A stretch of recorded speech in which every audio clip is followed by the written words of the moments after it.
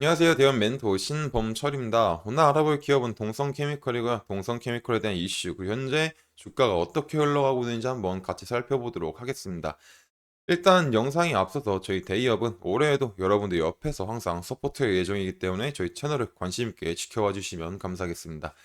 일단 지난 시간에 했었던 얘기가 결국에 이런 석유화학이나 이런 정밀화학, 업황이 돼서 전반적으로 좋지 않았는데도 불구하고 동성케미칼은 이제 매출액과 영업이익, 당기순이익 면에서 어느 정도 괜찮은 모습을 보여줬다라고 했었죠.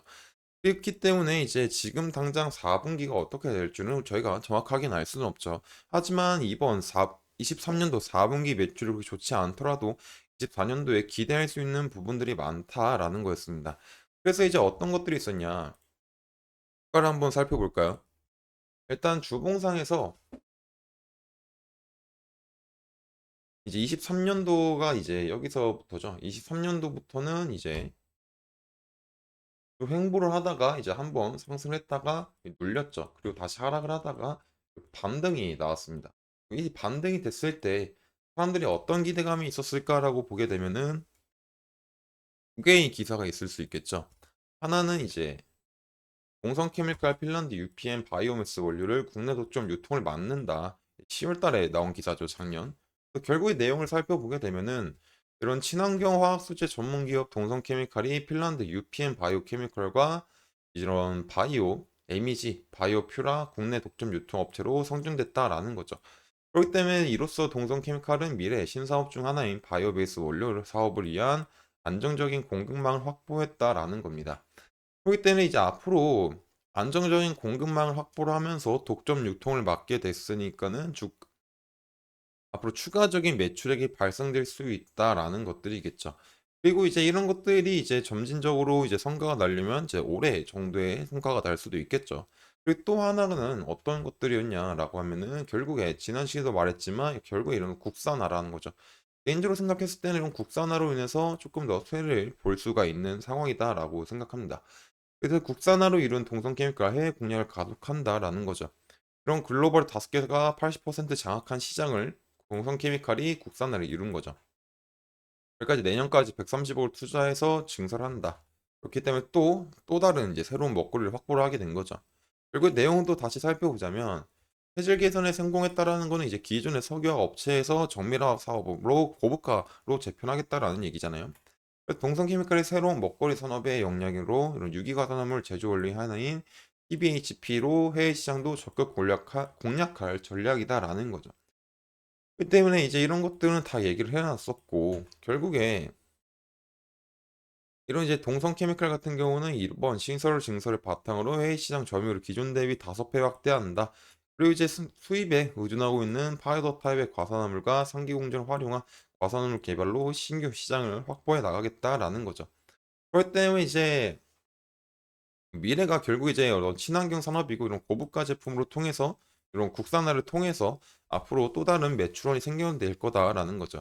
그렇기 때문에 아직까지 이제 증설을 할 예정이고 어떤 공급 같은 것들이 아니기 때문에 이런 것들의 주가가 상승이 이루어지려면은 실질적으로 증설이 다 완료가 되고 물론 이제 이런 것들은 증설에 대한 이슈만으로도 주가가 상승할 수 있는 요인이 있긴 하지만 일단 실질적으로 추가적인 주가를 상승하기 위해서 증설뿐만 아니라 이제 실제로 기업한테 공급을 해야 되겠죠.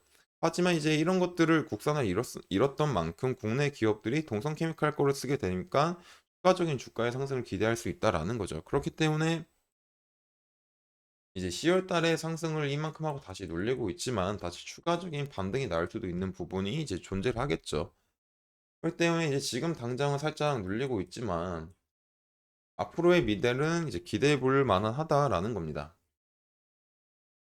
그렇기 때문에 주가를 한번 다시 살펴보자면 일단 주봉 같은 경우에서는 이제 이평선들이 모여 있으니까는 횡보에 대한 것들이 예상될 수 있겠죠. 그렇기 때문에 매물대로 잡자면 크게 보면은 이렇게 그 중간에는 뭐 이런 부분들이 있겠죠.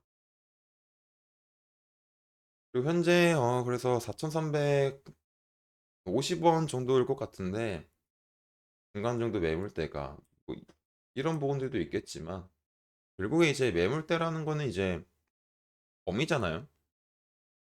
근데 지금 조금 내려가 있고 일봉에서 조금 더 자세히 살펴보게 되면은 여기서도 이제 뭐 마찬가지로 이제 매물대는 똑같죠.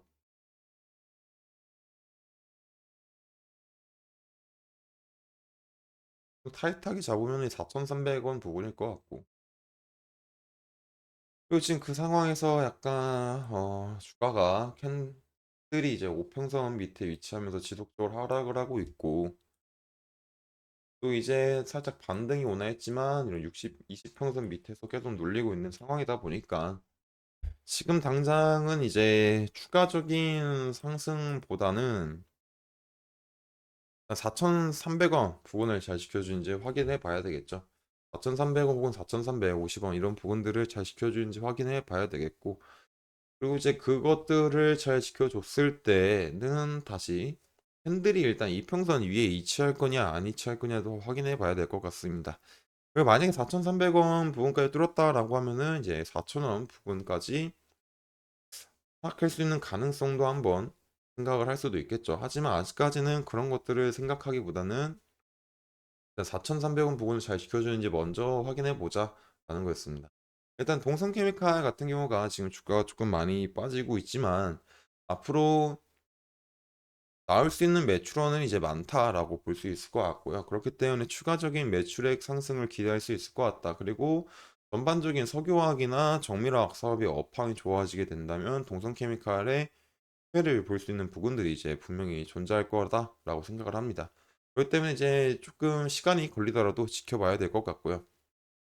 그리고 그런 부분들은 제가 지속적으로 체크할 예정이니까 동성케미컬에 관심이 있으신 분들은 제 영상을 시청해 주시면 감사하겠습니다. 이상 대형 멘토 신범철이었습니다.